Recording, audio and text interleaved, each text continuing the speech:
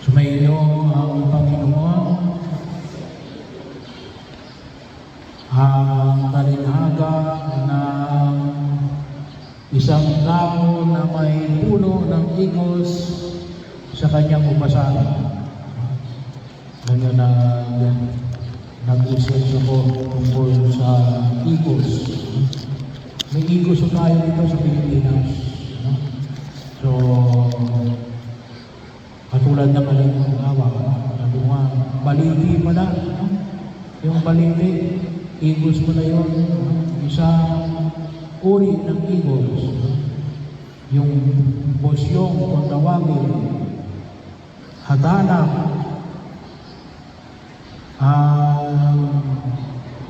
lamnog, ang nyog-nyog, yung sabusahes, tsaka tubog o tibig. So bahagi yun, yan ay pito, sabi ni may 10 daw ang narito sa Pilipinas. Pero marami puno ng igos. There are almost 800. So bagaman iba pa rin yung nasa Israel. Sa Israel kasi ay tawag ito ay pangkaraniwan. Katulad sa atin, yung pangkaraniwan sa atin, papaya, nyog. So bahagi yun na kung saan ay makita mo natin. Ito ay sa pitong ito, yung endemic sa amin, ibig sabihin, dito lang natatagpuan sa Pilipinas, ay itong bosyong at nyog-nyog. So, nyugan ata kung tawagin ang iba, depende yung sa lugar. Pero ito yung pangalan na tayo doon sa kinikilala ng mga nagkaaraw na mga halaman.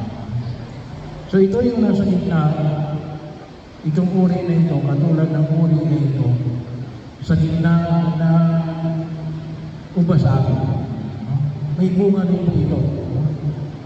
Pero mayroon dito nakakain, ayaw ko lang iba, may parang hindi masyadong masarap.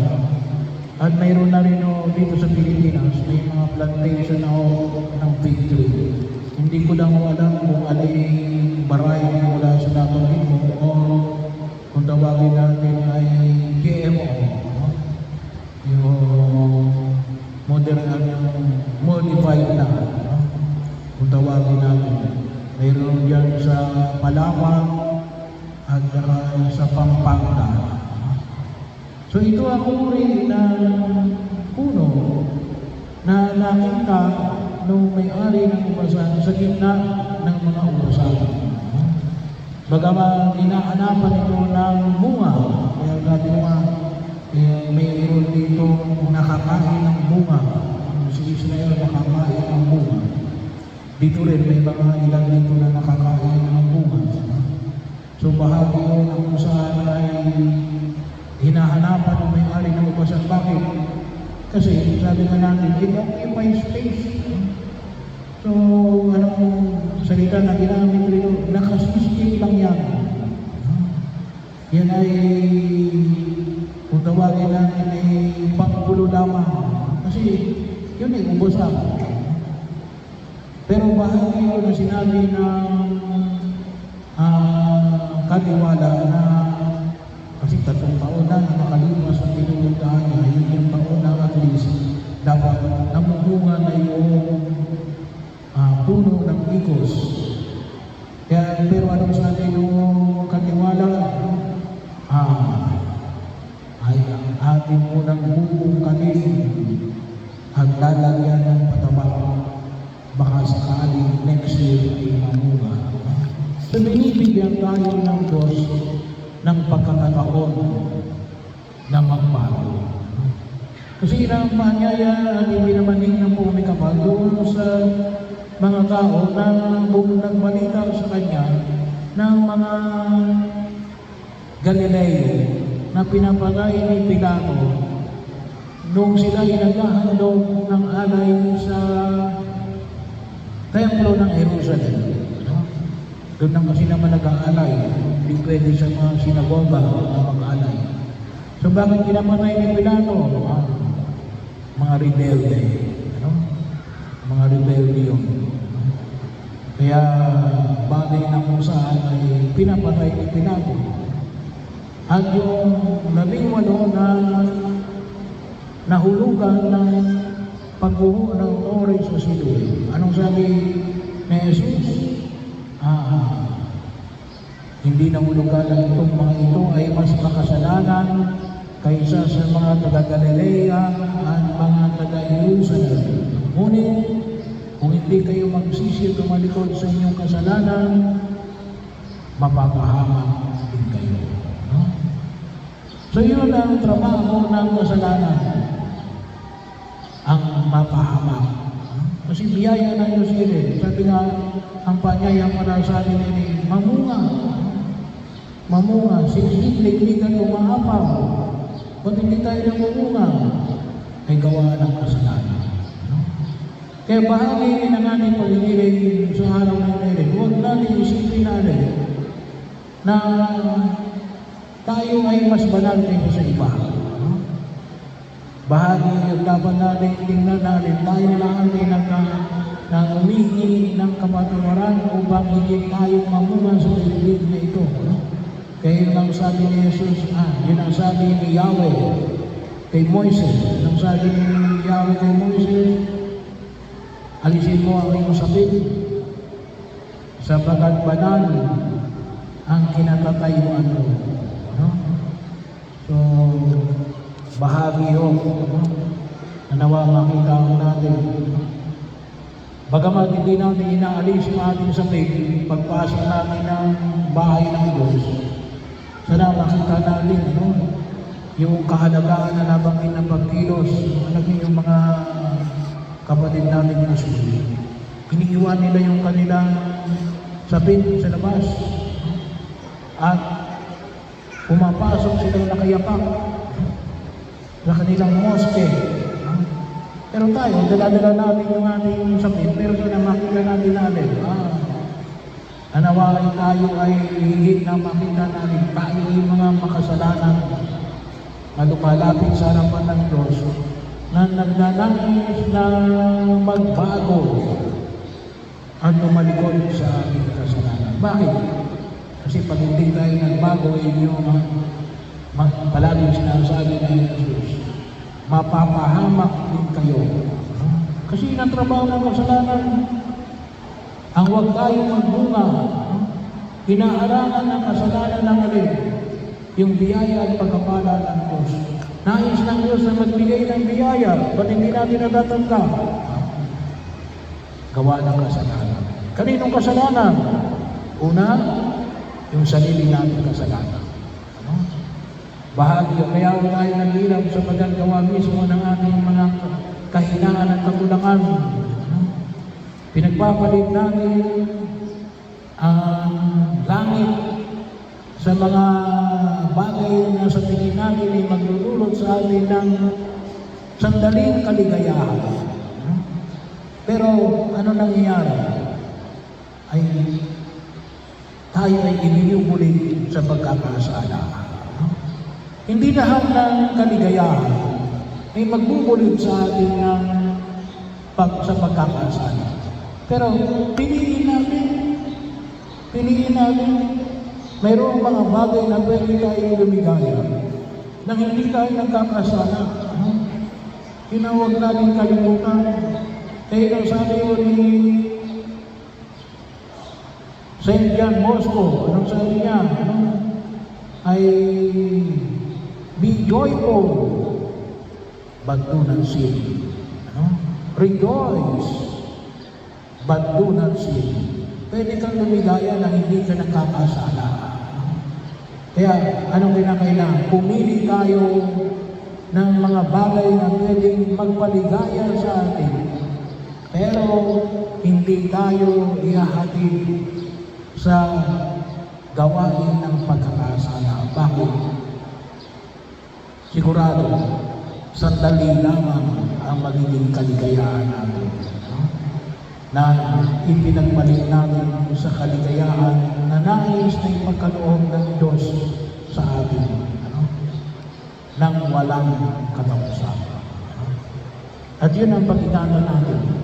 Pangalawa, kaninong kasalanan? Kasalanan ng mga minamahal mo o nagmamahal sa iyo.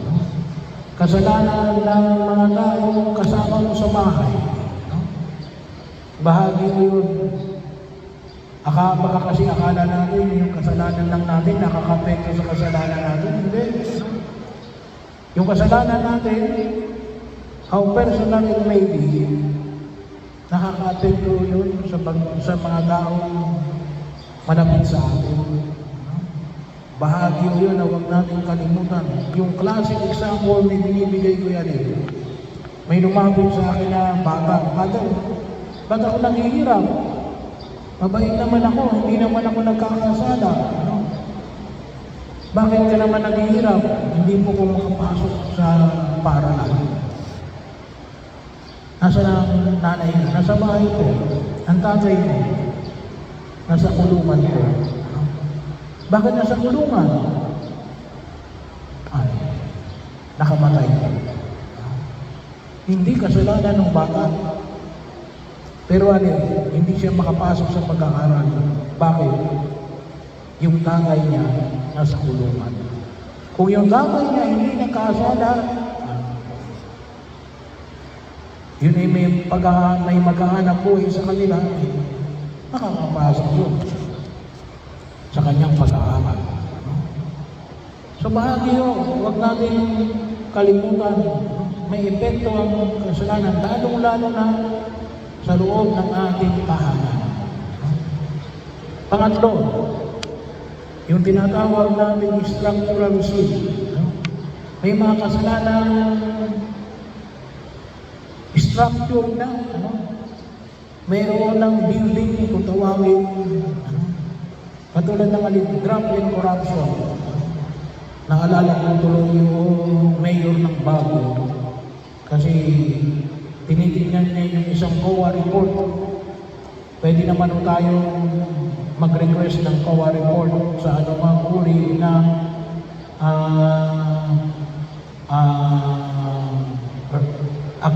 tawag ito na mga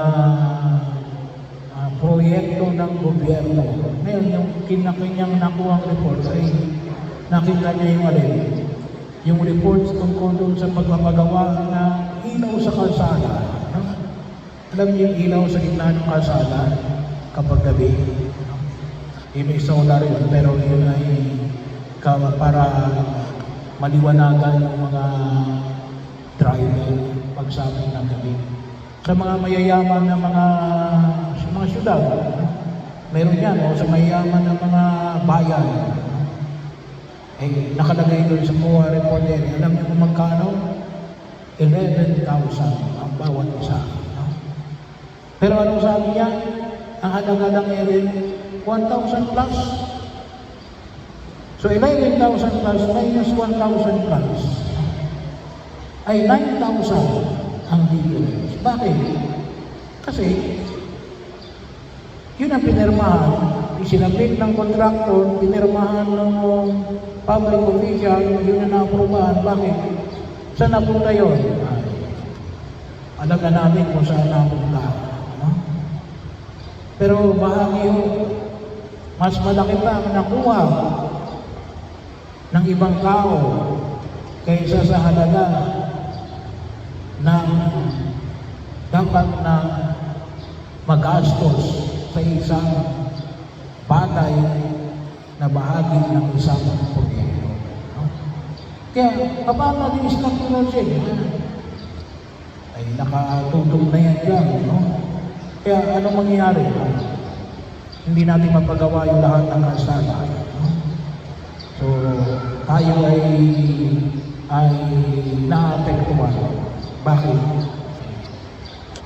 Nagkaroon ng grabbing corruption. So yun ang tinatawag natin structural sin. Yung mga tinatawag natin nakasanayan na, nakasalanan. So bahagi na tayo rin kahirapan. Bakit? Ay, hindi naman yung pinapansin, no? Hindi yung tinatama, no? Bahagi yun na kung saan tayo ay dumaranas ng kabigabihan. Kaya do not expect na uunlad ng Pilipinas kung hinahayaan natin ang mga kasalanang struktural ay mananatili. Mananatili tayo mahirap kapag hindi natin inaayos yan. No? Hindi lamang bilang isang individual, ngunit bilang isang bayan ng Diyos. Kaya ito po yung mga dahilan kung bakit tayo ay nagkakasala at nagmulot ng kahirapan at kabigabihan sa atin. Gusto ba yun ng Diyos? Hindi. Gawayan ng ating katigasan ng ulo. Kaya ano yung panyayan na pinayag ng Jesus, inuulit natin, kapag hindi kayo nagsisi at tumalikod sa inyong kasalanan, mapapahamak din kayo. Kaya mga kapatid, sana po ay tayo ay magsumikap na umiwan sa anumang uri ng kasalanan at tulungan natin yung ating kapamilya, tulungan natin ang ating bayan na may ahon sa hirap sapagkat iniiwasan natin ang anumang uri ng pagkakasala.